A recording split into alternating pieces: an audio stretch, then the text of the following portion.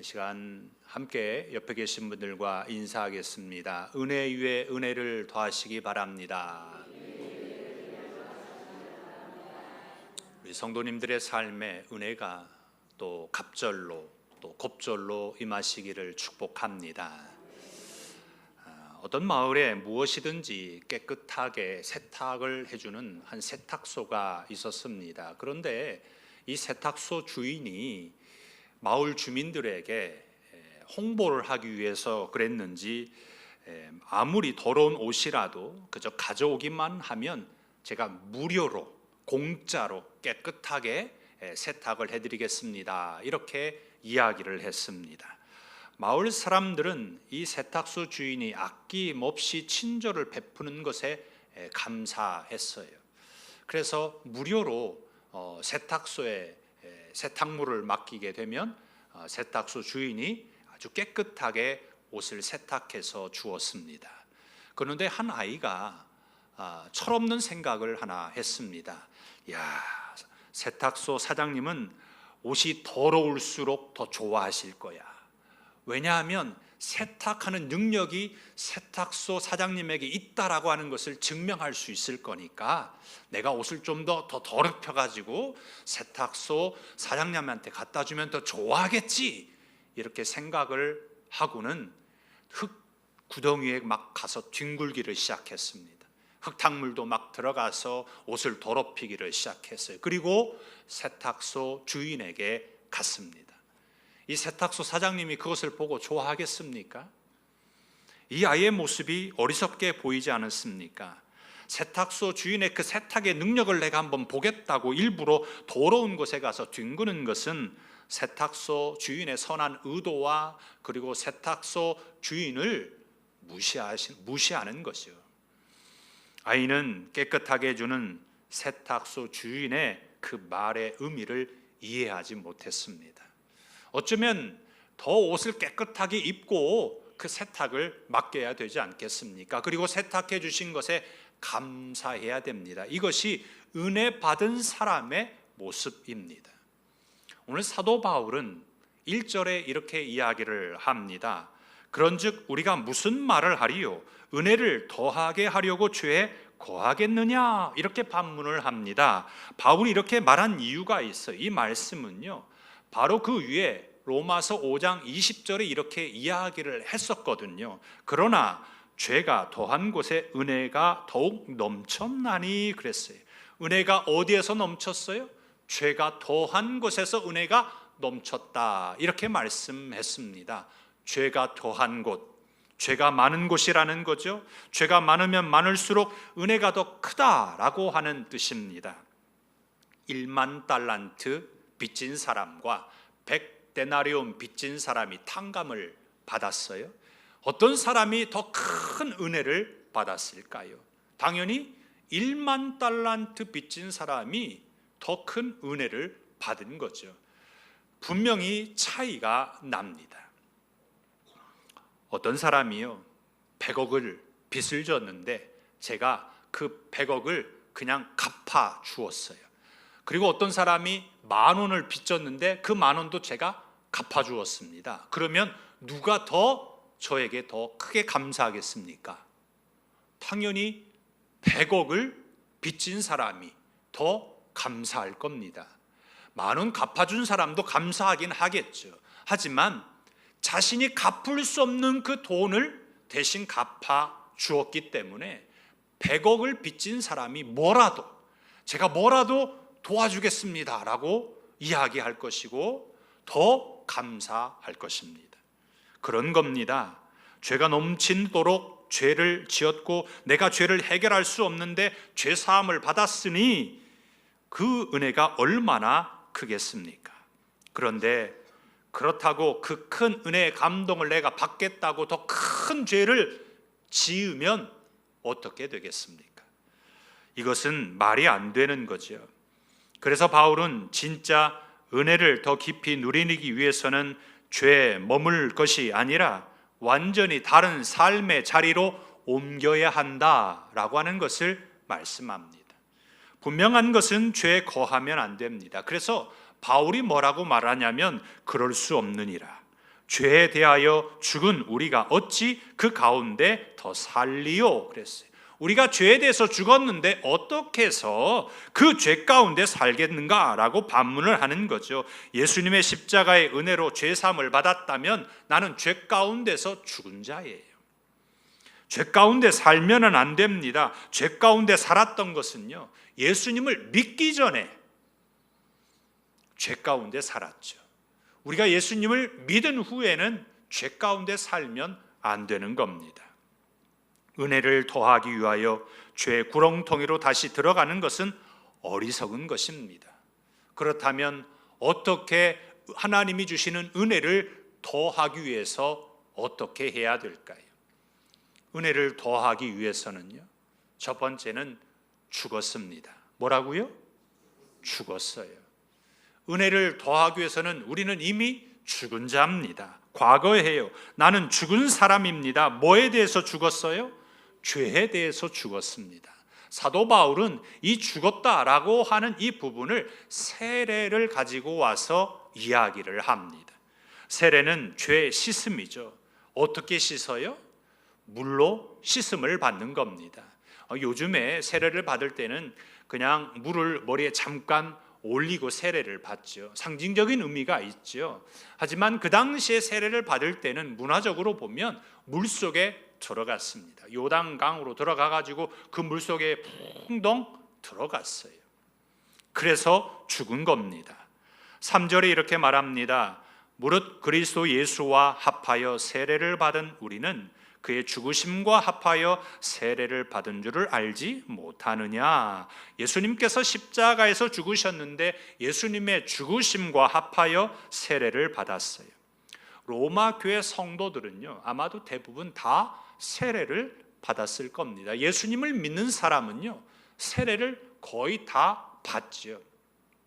초대교회에서 7사람 집사를 뽑죠. 그 중에서 빌립이라고 하는 사람이요, 성령의 인도하심을 받아가지고요, 예루살렘에 에디오피와 여왕 간다게 4시가 하나님 앞에 제사를 드리고 돌아가는 길에 그가 하나님의 말씀을 읽는데 깨닫지를 못하는 거죠. 이때 성령께서 이 빌립을 인도해가지고 그 4시가 타고 있는 마차에 올라타서 그 성경을 설명을 해줍니다. 그리고 복음을 받아들여요. 예수님을 믿게 됩니다. 예수님을 영접하게 돼요. 이때 이 4시가 세례받기를 원해요. 내가 예수님을 믿게 되었는데 세례받는 것이 뭐 어렵겠는가. 그래서 그 자리에서 내려가 가지고 냇가에 가서 세례를 받습니다. 예수님을 영접하면 세례받는 것은 당연한 순서이고, 이 세례의 의미는 예수님과 함께 내가 죽었다라고 하는 의미가 담겨져 있습니다. 한마디로 물속에서요, 장사 지내는 장례식입니다. 무슨 장례식이냐면 2절에 나오는 죄에 대하여 죽은 것이고 6절에 나오는 옛사람에 대하여 죽은 것입니다. 옛사람은 예수님을 믿기 전에 죄의 본성 가운데 있었던 내 모습이었어요. 그런데 어떻게 되었습니까? 예수님께서 베풀어 주신 은혜로 말미암아서 옛사람은 죽고 새 사람이 된 거죠.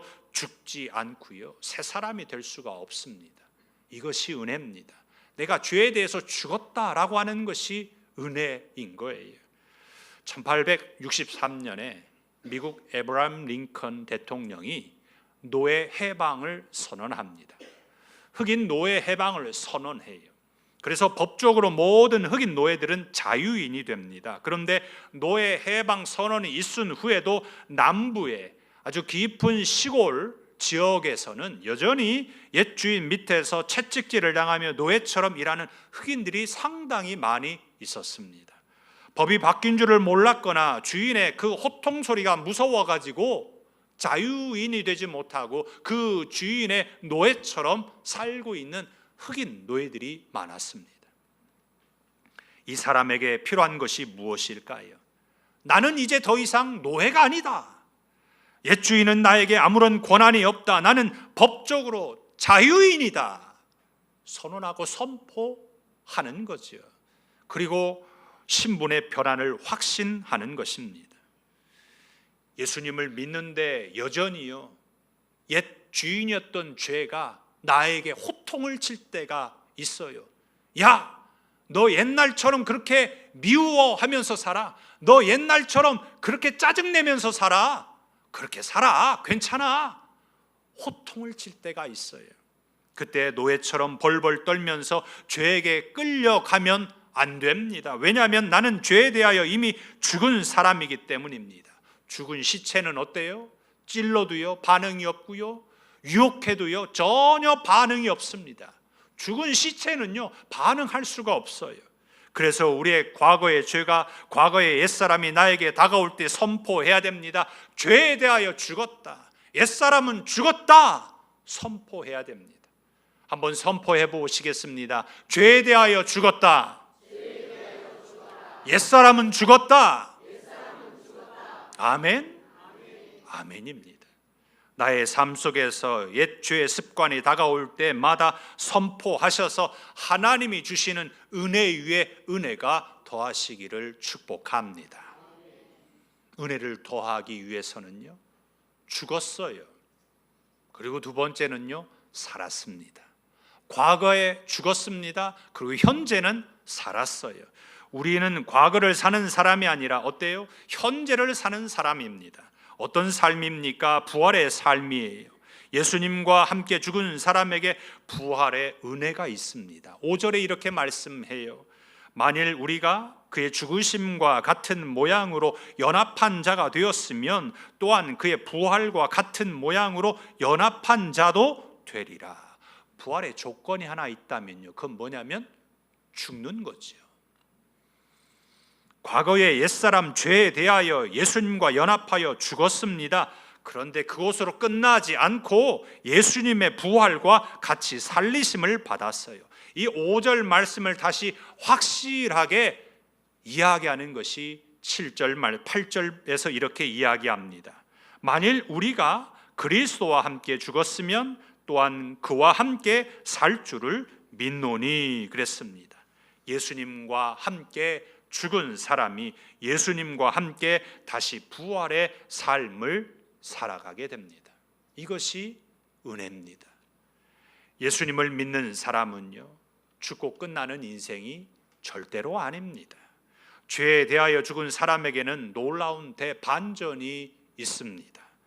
복음은요 죄에서 나를 건져내어 가지고 아무것도 없는 진공 상태에 있게 하지 않습니다. 복음은요 나를 죄에서 건져내어서 이제 텅 빈 것이 아니라 새 생명으로 가득 채웁니다. 예수님께서 죽음을 깨뜨리시고 살아나신 것처럼 내 안에 예수님의 부활의 생명으로 충만하게 된 줄 믿습니다. 산에 큰 나무에서요 부러져 가지고 이곳저곳 뒹구는 한 나뭇가지가 있다고 생각해 보세요. 그 가지가 아무리 스스로 노력을 해도요 그 가지에서는 꽃이 필 수도 없고 열매를 맺힐 수가 없습니다. 이미 생명 공급이 끊겼기 때문이죠. 그런데 그 가지가 살 수 있는 유일한 방법이 하나 있어요. 그건 뭐냐면 접붙임을 받는 겁니다. 우리는 돌감람나무였어요. 돌감람나무였다라고 하는 건 열매를 맺혀도요 먹을 수 없는 열매입니다. 쓸모없는 열매예요. 우리의 그 가지가 참 감람나무이신 예수님께 접붙임을 받았습니다. 우리는 죽었는데 참 감람나무이신 예수님께 접붙임을 받았어요. 그래서 이제 예수 그리스도의 새 생명이 나의 삶에 그대로 흘러 들어와서 내가 사는 거예요. 오늘을 살아가는 나의 현재는 나의 힘과 의지로 살아가는 것이 아닙니다. 내 안에 계시는 예수님의 부활의 생명으로 살아가는 삶입니다. 우리가 아침에 일어나서 하루를 살아갈 때에, 시작할 때에 나의 무능함과 연약함과 부족함으로 인해서 낙심할 때가 있지요. 과거에 얽매여 살아가서 우리가 낙심하기도 합니다. 하지만 이제는 과거에 얽매여 살아가서도 안 되고 다시는 죄의 종 노릇해서도 안 됩니다. 오늘 우리는 현재 어떻게 살아가시겠습니까? 감사한 것은 지금도 여전히 하나님께서 은혜를 부어주고 계십니다. 매일매일의 은혜가 있습니다. 하나님께서 주시는 부활의 은혜는 여전히 유효하고 새로운 은혜를 더하여 주십니다. 내 안에 흐르는 현재적 부활의 능력으로 오늘도 살아가시기를 축복합니다. 은혜를 더하기 위해서는요, 죽었어요. 그리고 현재는 살았습니다. 그리고 세 번째는 새롭습니다. 우리는 과거와 또 현재는 어디를 향하고 있느냐면 미래를 향하고 있습니다. 예수님을 믿는 믿음으로 말미암아 우리가 죽었고 살았어요. 그래서 다시 오실 예수님을 소망하면서 새로운 미래를 우리가 바라보게 됩니다. 우리는 어떤 삶을 살아야 할까요? 우리는 다시는 죽지 않을 삶을 살아야 합니다. 그래서 9절에 이렇게 말해요. 이는 그리스도께서 죽은 자 가운데서 살아나셨음에 다시 죽지 아니하시고 사망이 다시 그를 주장하지 못할 줄을 알미로다 그랬어요. 이것이 은혜 중에 은혜입니다. 다시는 죽는 삶으로 살지 않습니다. 사망이 다시는 나를 주장하지 않아요. 그래서 다시는 과거와 같이 죄 가운데서 허우적거리면서 살아가는 비참한 삶으로 돌아가지 않는 완전한 새로운 삶을 우리가 살아갑니다. 그 삶이 7절에서 말하는 의롭다 하심을 얻는 삶으로 향하게 됩니다. 의롭다 하심을 얻었다라고 하는 것은 법적인 선언이에요. 완벽하게 새로운 존재가 되었다라고 하는 거죠. 그래서 고린도후서 5장 17절에 이렇게 말씀합니다. 그런즉 누구든지 그리스도 안에 있으면 새로운 피조물이라. 이전 것은 지나갔으니 보라 새 것이 되었도다. 이것은 완전히 새로운 존재가 된 거죠. 나의 미래는 하나님의 다스림을 받는 새롭고 영광스러운 삶으로 살아가는 것입니다. 도자기를 굽는 가마가 있죠. 이 도자기를 굽는 이 가마는요, 도자기를 가마에 넣고서 특정한 온도로 가열하는 과정에서 이 흙과 유약이요, 화학적 물리적 반응이 일어나게 됩니다. 이 과정에서 초벌구이와 또 재벌구이를 하게 되는데, 초벌구이는요 약 600도에서 900도의 온도로 먼저 도자기를 굽습니다. 그리고 나서 재벌구이를 할 때는 1200에서 1300도 온도로 다시 재벌구이를 하게 돼요. 초벌구이는 흙을 단단하게 굳히는 과정이고, 재벌구이는 유약을 발라가지고 표면을 코팅을 하게 됩니다. 온도가 너무 낮으면 도자기가 쉽게 깨져버리고요, 또 온도가 너무 높게 되게 되면 이 유약이 흘러가지고 도자기의 형태가 손상이 됩니다. 도자기를 굽는 분들이요, 확실하게 하는 부분이 하나 있죠. 그것은 뭐냐면, 도자기에 금이 간 경우나 형태가 손상이 된 경우에는 과감없이 어때요? 망치로 그 도자기를 깨버립니다. 아깝다라는 생각을 전혀 하지도 않아요. 재활용할 생각도 없습니다. 조금이라도 흠이 있으면 아끼지 않고 버립니다. 재활용이 불가능해요. 새롭게 되지 않기 때문입니다. 그래서 도자기는 어떻게 해요? 다시 새로 빚습니다. 그래서 새로 다시 굽게 되죠. 이것이 그리스도인에게 베풀어 주시는 하나님의 은혜입니다. 죽었다가 다시 살아난 나의 존재가 다시 죄에 물들어가는 삶이 아니라 새롭게 변화된 존재이고 새로운 삶으로 살아가게 됩니다. 하나님의 백성으로 거룩한 미래가 나의 앞에 있습니다. 나는 그리스도와 함께 새로운 미래를 걷는 사람이다 라고 하는 영적인 자존감을 가지고 더 거룩하고 더 의롭고 더 사랑함으로 믿음의 길을 걸어가야 합니다. 겉만 새롭게 된 것이 아니라 내면이 새로워졌어요. 은혜가 더하는 곳에 새로운 변화가 일어납니다. 나의 삶에 새로운 변화가 일어나야 돼요. 그 변화는 우리 주변을 바꾸게 되고요, 또 세상을 바꾸게 됩니다. 변화는 아주 작은 것부터 시작합니다. 그 작은 변화가 큰 변화를 만들어냅니다. 나에게 어떤 변화가 생기셨습니까? 하나님의 은혜가 더해지면 더해질수록 나에게 변화는 자꾸 생겨나야 하는 것입니다. 하나님이 주시는 은혜가 매일매일 더해져서 매일매일 새로운 변화의 삶으로 살아가시기를 축복합니다. 말씀을 맺고자 합니다. 예수님을 믿는 우리 모두는요, 하나님께로부터 어때요? 은혜 받기를 원해요. 하나님께 은혜 받기를 원하죠. 하나님께 은혜 받고 또 받기를 원합니다. 아유, 하나님, 저 은혜 이제 그만 받아도 될 것 같아요. 하나님, 이제 안 주셔도 돼요. 하나님, 저 은혜 이제 안 받겠습니다. 괜찮습니다. 이렇게 말할 분이 있을까요? 없을 겁니다. 어제 받았어도 오늘 받고, 오늘 받았어도 또 받고 싶은 것이 하나님의 은혜입니다. 하나님의 은혜가 우리에게 필요하기 때문인 거지요. 바울이 던진 질문입니다. 은혜를 더하게 하려고 하는 이 질문에 사람들은 어때요? 은혜를 사모하고 있는 거예요. 어떻게 하면 내가 하나님의 은혜를 더 받을 수 있을까라고 하는 거지요. 그렇다면 은혜 위에 은혜를 더하는 삶을 살기 위해서 어떻게 해야 될까요? 과거의 죄에서 우리는 죽어야 합니다. 우리는 과거의 옛사람에서 죽었습니다. 그리고 현재 예수님께서 주신 부활의 새 생명으로 살았습니다.